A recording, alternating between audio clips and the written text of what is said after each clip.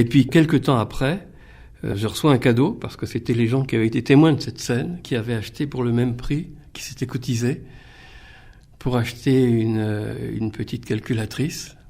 Et c'est sur cette calculatrice qu'en jouant, en bidouillant avec les chiffres, je me suis effectivement aperçu qu'il y avait un dénominateur commun aux différentes régularités entre les masses, et que ces dénominateurs communs, ça avait l'air incroyable, mais c'était vrai, c'était une gamme utilisée par les musiciens, la gamme chromatique tempérée.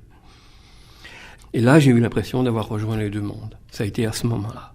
Ça veut aussi dire qu'à chaque particule correspond quoi ? Une note, une fréquence, une hauteur ? Quoi ? Ça veut dire que tout se passe comme si les particules, d'une part, comprenaient des harmoniques, comme les notes de musique, des vibrations associées aux particules, d'une part qu'elles comprenaient des harmoniques, ce que ne prévoit pas la mécanique quantique, et d'autre part, qui avait une propriété de transposabilité, une propriété d'invariance d'échelle qui apparaissait, et qu'on avait les meilleures approximations, en tout cas une synchronisation de fréquences sur une même gamme qui joignait ces deux propriétés. Alors là, on est dans la physique. On n'est pas encore dans les protéodies. Non. Pas encore. Non. Puisqu'on n'est pas encore dans le vivant, quoique. Après ça, il y a encore une étape pour arriver aux protéodies. Oui. Et qu'est-ce que vous faites là ? Eh ben, la première chose, c'est de vérifier, d'étudier en détail, de la façon la plus pointilleuse possible, de trouver un modèle mathématique qui puisse décrire les phénomènes, pour pouvoir décrire mathématiquement une gamme exponentielle, effectivement, comme je trouvais dans les particules. Il n'y avait pas encore, à ce moment-là, l'interprétation de ce que j'ai appelé plus tard dimension de sujet. Il n'y avait pas du tout ça, mais il y avait déjà au moins que, d'un point de vue mathématique, ça se tenait. Il y a eu une première présentation en 1980 à l'Académie des sciences. Ça a été publié fin 83. Et puis, c'est quelque temps après ça que une amie biologiste, Marie-Claude Lang, m'a signalé un article paru dans Nature qui l'avait intrigué. C'était une lettre écrite par deux biologistes japonais. L'un disait, l'autre notait des séquences d'ADN, c'est-à-dire avec les lettres CTAG que vous connaissez probablement, cytosine, thymine, adénine, guanine, les bases de l'ADN. Et je trouve qu'en japonais, C et G, c'est très similaire du point de vue de l'assonance, ce qui fait que c'était source de confusion et d'erreur.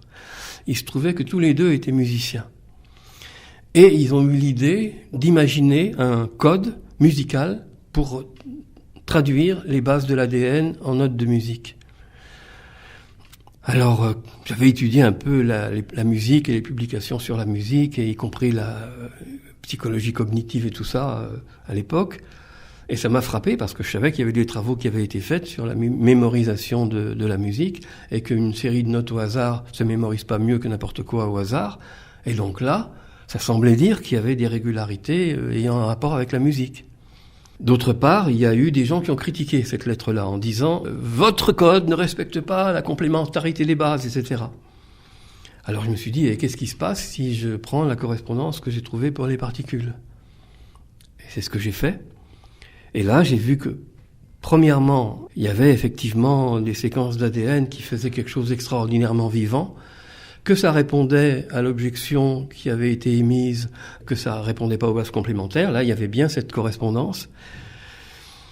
Et puis, effectivement, j'étais soufflé par le côté vivant de cette musique, même si assez pauvre, parce que sur 4 notes seulement.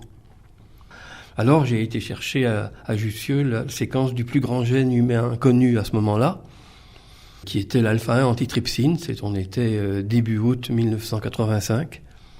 Et puis je trouvais que, sans aucun doute, il y avait des régularités qui, d'ailleurs, pour un certain nombre, avaient été observées, mais pas interprétées dans ces termes. Ça veut aussi dire que vous avez joué en musique tout le génome ? Non, pas tout le génome. J'ai joué des petits bouts, mais je faisais des calculs à partir des séquences publiées pour voir s'il y avait réellement des régularités d'ordre musical qui étaient susceptibles de donner un sens à l'observation des 2 physiciens japonais dont j'ai parlé tout à l'heure, Hayashi et Munakata. Et puis, il faut bien dire que je voyais en face, dans les publications, les séquences de protéines. En face des séquences d'ADN, les biologistes publiaient les séquences de protéines, qui étaient des suites d'acides aminés. Et donc là, j'ai cherché si, là aussi, les acides aminés étaient en accord. Et puis non.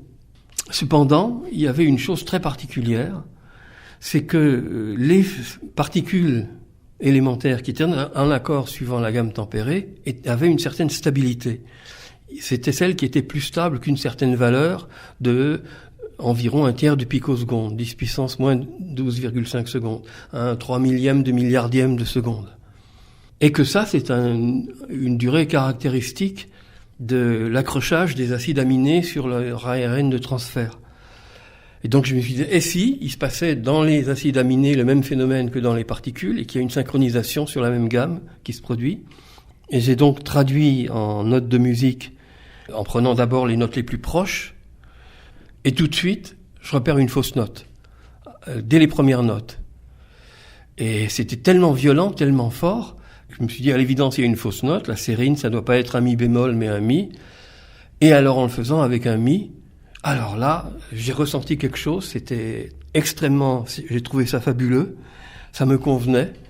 Évidemment, je ne savais pas que j'étais en train de soigner mes poumons qui avaient été ravagés par les gaz en mai 68, par l'amiante de Jussieu, tout ça, je savais pas, mais je trouvais, ça se traduisait par le fait que je trouvais subjectivement cette mélodie extrêmement belle. Il y a d'abord eu une erreur de calcul, j'étais en fait suffisamment proche pour pouvoir rectifier, c'est le corps qui a rectifié cette chose.